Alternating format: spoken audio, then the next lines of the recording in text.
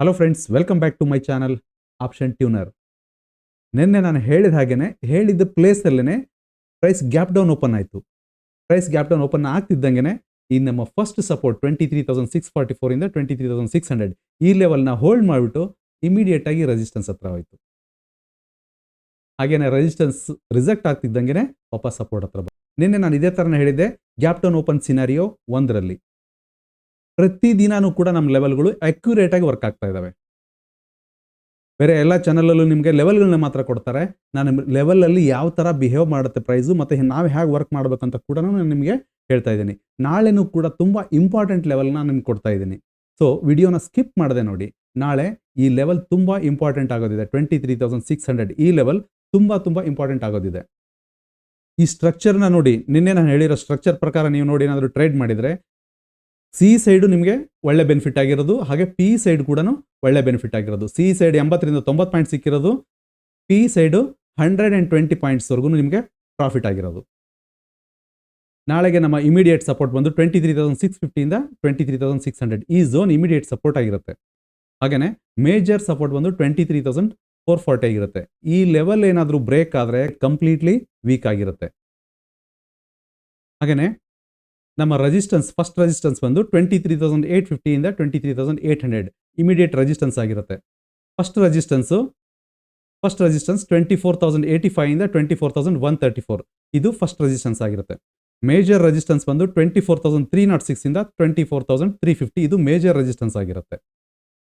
ಇವೆಲ್ಲನೂ ಕೂಡ ನಾಳೆಗೆ ತುಂಬ ಇಂಪಾರ್ಟೆಂಟ್ ಲೆವೆಲ್ಗಳೇ. ಸೊ ಈ ಲೆವೆಲ್ಗಳಲ್ಲಿ ಪ್ರೈಸ್ ಎಲ್ಲಿ ಓಪನ್ ಆಗ್ಬೋದು? ಗ್ಯಾಪ್ ಡೌನ್ ಓಪನ್ ಆಗ್ಬೋದಾ, ಅಥವಾ ಗ್ಯಾಪ್ ಅಪ್ ಓಪನ್ ಆಗ್ಬೋದಾ, ಅಥವಾ ಫ್ಲಾಟ್ ಓಪನ್ ಆಗ್ಬೋದಾ?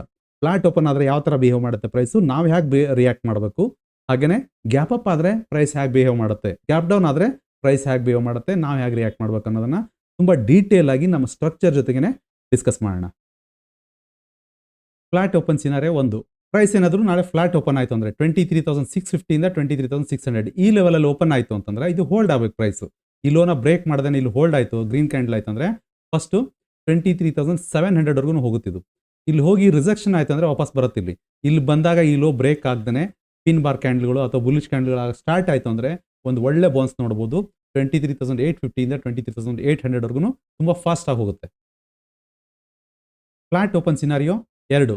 ಪ್ರೈಸ್ ಏನಾದರೂ ಸೇಮ್ ಪ್ಲೇಸಲ್ಲಿ ಓಪನ್ ಆಗಿ ಈ ಲೋನ ಬ್ರೇಕ್ ಮಾಡ್ತು ಅಂದರೆ ಫಸ್ಟು 23,500ವರೆಗೂ ಬರುತ್ತೆ.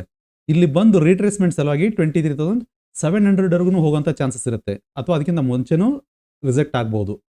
ಮ್ಯಾಕ್ಸಿಮಮ್ ಈ ಲೆವೆಲ್ವರೆಗೂ ಹೋಗುತ್ತೆ. ಇಲ್ಲಿ ರಿಜೆಕ್ಟ್ ಆಯಿತು ಅಂತಂದರೆ ಈ ಲೋ ಬ್ರೇಕ್ ಮಾಡಿಕೊಂಡು ಮೇಜರ್ ಸಪೋರ್ಟ್ 23,440ವರೆಗೂ ಬರೋಂಥ ಚಾನ್ಸಸ್ ಇರುತ್ತೆ. Gap down open scenario 1.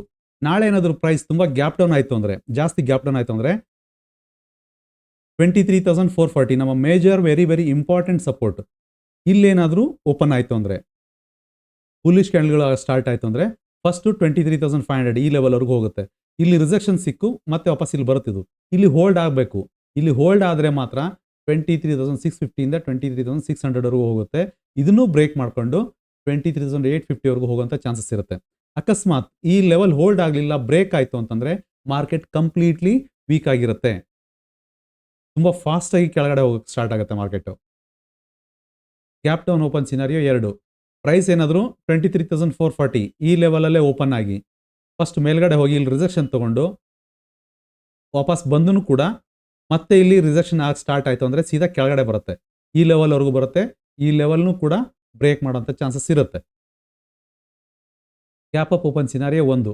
ಪ್ರೈಸ್ ಏನಾದರೂ 23,850 ಇಂದ 23,800 ಈ ಲೆವೆಲಲ್ಲಿ ಓಪನ್ ಆಯಿತು ಅಂದರೆ ಗ್ರೀನ್ ಕ್ಯಾಂಡಲ್ ಆಗಬೇಕು, ಬುಲಿಶ್ ಕ್ಯಾಂಡಲ್ ಸ್ಟಾರ್ಟ್ ಆಯಿತು ಅಂದರೆ ಫಸ್ಟು 24,000ವರೆಗೂ ಹೋಗುತ್ತೆ.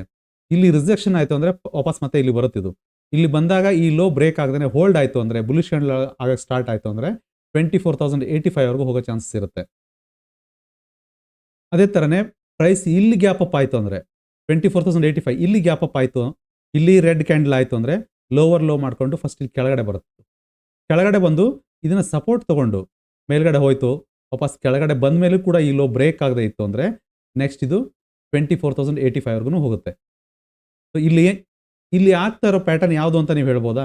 ಇದನ್ನು ಡಬ್ಲ್ಯೂ ಪ್ಯಾಟರ್ನ್ ಅಂತ ಹೇಳ್ತಾರೆ ಒಂದನೇದು.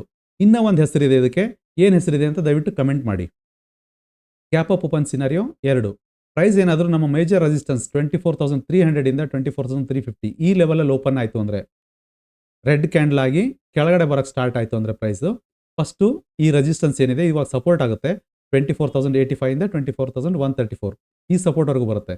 ವಾಪಸ್ ಇದರ 50% ರಿಟ್ರೇಸ್ಮೆಂಟ್ ಹೋಗುತ್ತೆ. ಇದು ಹೋಗಿ ಇಲ್ಲಿಂದ ರಿಜೆಕ್ಟ್ ಆಯಿತು ಅಂತಂದರೆ ಈ ಲೋನ ಬ್ರೇಕ್ ಮಾಡಿಕೊಂಡು ಸೀದಾ 23,850 ಇಂದ 23,800 ಈ ಲೆವೆಲ್ವರೆಗೂ ಬರೋ ಚಾನ್ಸಸ್ ಇರುತ್ತೆ.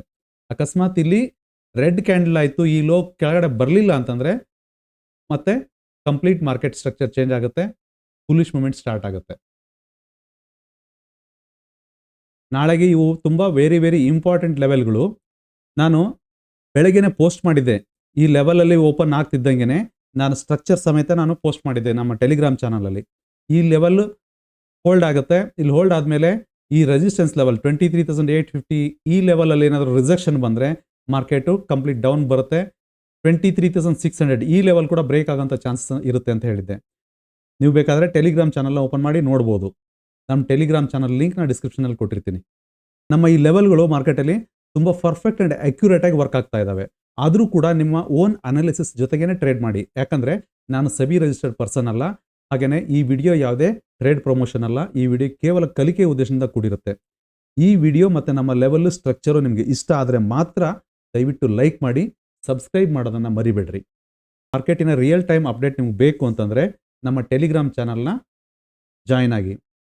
ಮತ್ತೆ ಮುಂದಿನ ವಿಡಿಯೋದಲ್ಲಿ ಸಿಗೋಣ. ಜೈ ಹಿಂದ್.